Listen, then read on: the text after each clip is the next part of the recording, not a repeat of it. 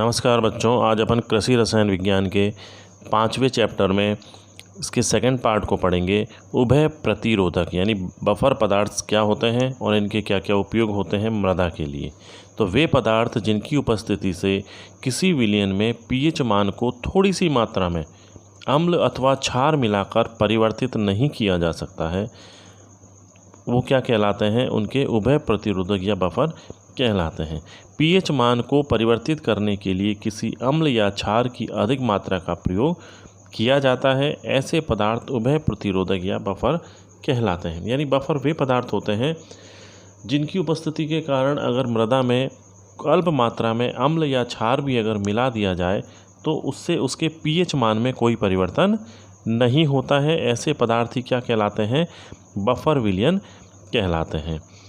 अपन देखते हैं क्या होते हैं बफर विलयन कि कोई भी विलयन जब थोड़ी सी मात्रा में अम्ल या क्षार मिलाने पर पीएच मान के परिवर्तन में प्रतिरोध दिखाता है, यानी उसको बदलने से रोकता है, उसके इस कार्य को उभय प्रतिरोधी क्रिया कहते हैं। यानी ये बफरिंग रिएक्शन कहलाती है जो उसको पीएच मान को या पीएच मान में होने वाले परिवर्तन को रोकती है या उसका प्रतिरोध करती है। उदाहरण देखते हैं कि कौन कौन से ऐसे पदार्थ होते हैं जो बफर या उभय प्रतिरोधी विलयन कहलाते हैं। ये दुर्बल अम्ल तथा इसका प्रबल क्षार के साथ लवण होते हैं।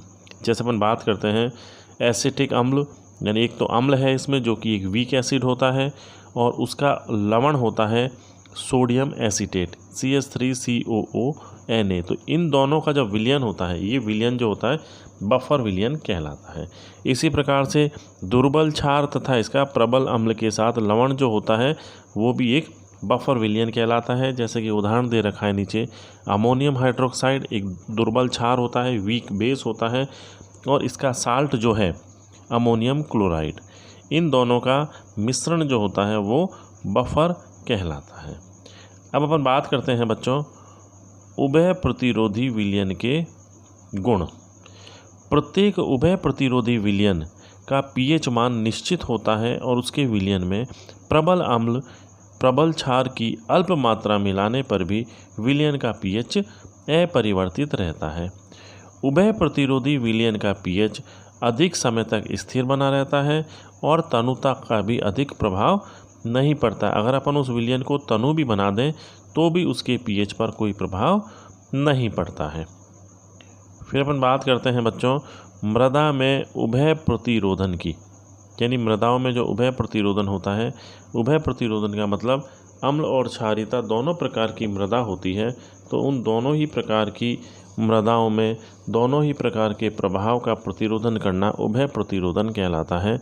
देखते हैं अपन, समझते हैं इसको आज कि मृदा पीएच में एक निश्चित परिवर्तन लाने के लिए मृदा निलंबन में उपस्थित H+ तथा OH- आयनों की मात्राओं के कारण जितना अम्ल या क्षार डालना आवश्यक होता है उससे बहुत अधिक डालना पड़ता है, क्योंकि इनमें उभय प्रतिरोधन क्षमता होती है।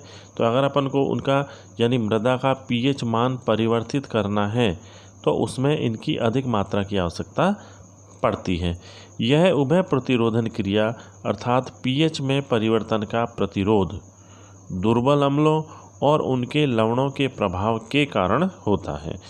मृदा की उभय प्रतिरोधी क्रिया को एक कोलॉइडी अम्ल के विघटन से समझाया जा सकता है। अपन देखो यहाँ समझते हैं इसको, एक विघटन हो रहा है एक कोलॉइडी अम्ल का। दिखाया कि अधिशोषित H+ आयन और एल्यूमिनियम आयन जो होते हैं जिनकी एक निश्चित अम्लता होती है मृदा में, उसका अगर विघटन होता है तो मृदा विलयन में H+ आयन और एल्यूमिनियम आयन जो होते हैं वो सक्रिय अम्लता के रूप में उत्पन्न हो जाते हैं।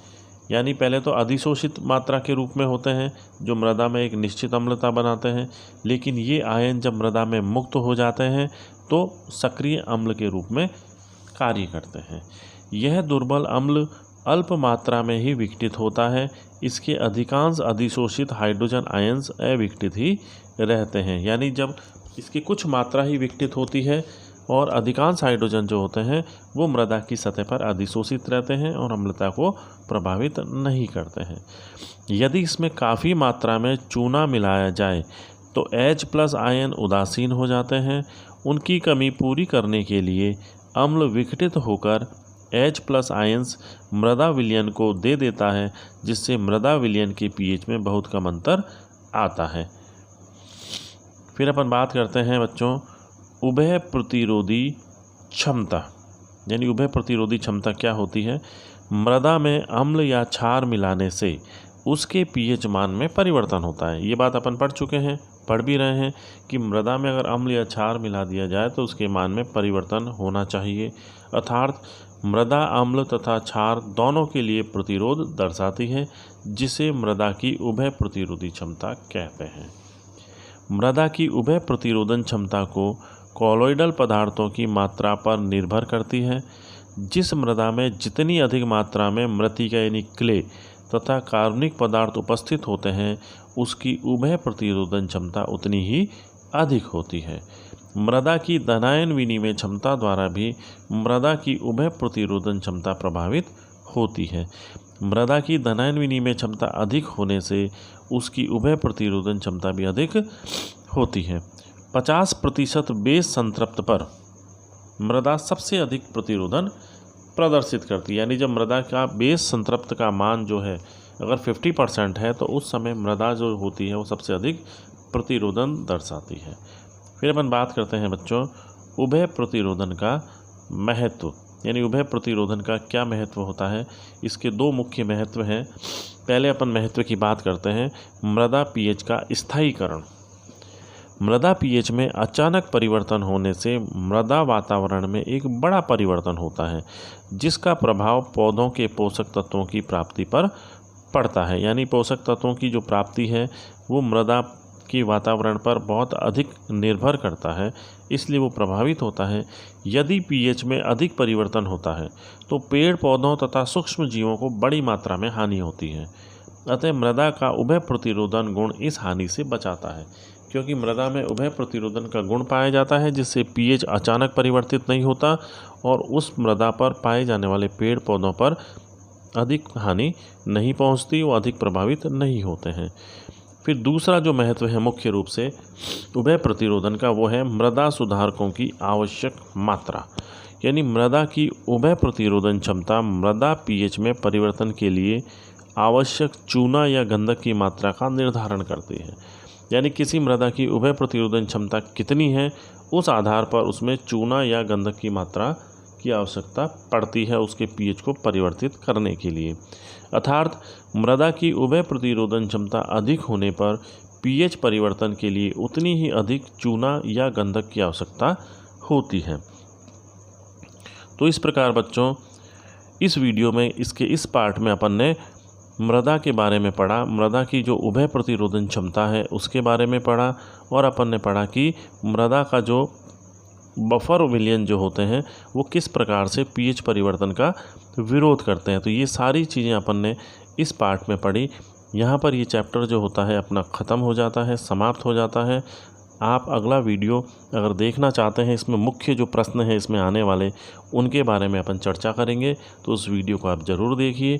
अगर आपको ये वीडियो पसंद आता है, हैंड रिटन नोट से समझाने का तरीका अगर आपको अच्छा लगता है तो आप इसको लाइक कीजिए, सब्सक्राइब कीजिए और अधिक से अधिक शेयर कीजिए। धन्यवाद।